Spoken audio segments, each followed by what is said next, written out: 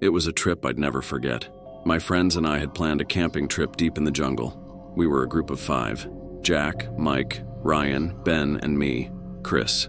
We were all excited for an adventure, hoping to get away from the city noise and explore a place not many dared to go. The jungle was dense, and the deeper we went, the more isolated we felt.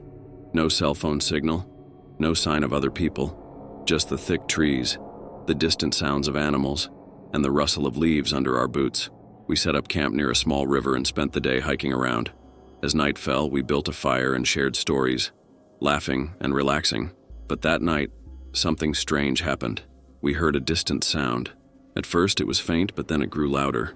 It was a rhythmic clanking, almost like metal on metal, but it was far away. Jack was the first to notice. "Do you hear that?" he asked, sitting up straight. We all went quiet, listening. The sound was getting closer, like the chugging of an old train. "That can't be right," Mike said, shaking his head. "There's no train track out here. We're miles from any town." But the sound was unmistakable.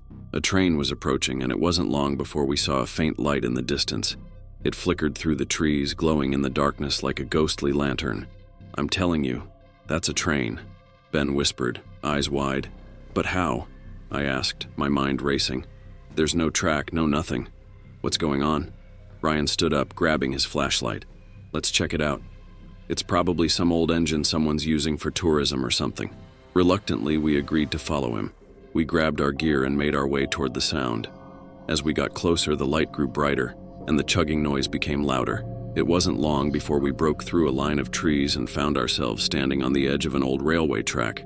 It was rusted and overgrown with weeds, like it hadn't been used in decades. But there it was, the train. It rolled slowly past us, a black, worn-out locomotive with flickering lanterns hanging from its sides. It looked like something out of the past, covered in dust and grime. The windows were foggy, but we could see shadows moving inside the cars. "Who's driving that thing?" Ben whispered, stepping back. I didn't have an answer. None of us did. We just stood there, frozen as the train passed by. The faces inside were blurry, like they weren't really there. It felt unreal, like we were watching a scene from a dream. "Is this a ghost train?" Jack finally asked, breaking the silence. "I don't know, but I don't want to stick around to find out," Ryan said, taking a step back. The train was long, far longer than any modern train should be. Car after car passed by, and the feeling of dread grew with every second. Finally, the caboose came into view. As it passed, the light flickered one last time, and then, just as quickly as it had appeared, the train was gone. The jungle was silent again. The tracks lay still, covered in weeds and vines, as if nothing had ever happened. We stood there in shock, trying to process what we had just seen. "What the hell was that?" Mike finally said, his voice shaky. "Let's get back to camp," I suggested, my heart still racing. We didn't need to discuss it further. We all felt it.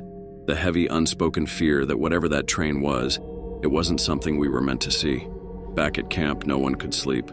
We kept hearing things, distant whispers, footsteps crunching in the leaves, and occasionally that same faint clanking of metal, like the train was still nearby, watching us. It wasn't long before Ryan spoke up.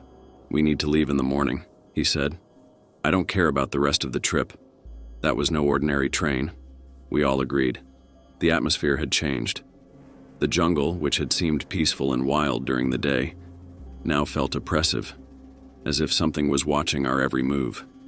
Morning couldn't come fast enough. We packed up as quickly as we could and headed back to the trail that would lead us out. But the feeling of unease never left. As we walked, the sound of the train would creep back every now and then, a distant chugging, a faint clank of wheels on old tracks, and once, I swear, I saw a faint light through the trees, moving alongside us. It wasn't until we reached the edge of the jungle and saw the road ahead that we finally felt some relief.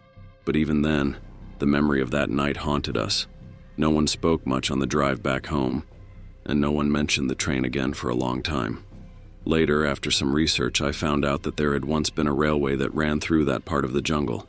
It was abandoned years ago after a tragic accident. A train had derailed, killing everyone on board.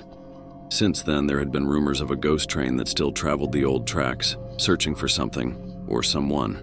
I don't know if I believe in ghosts, but after that night I can't shake the feeling that what we saw was real. The ghost train deep in the jungle wasn't just a story.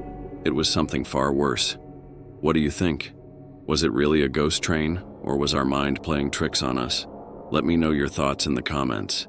And if you enjoyed this story, don't forget to like, share, and subscribe for more eerie tales.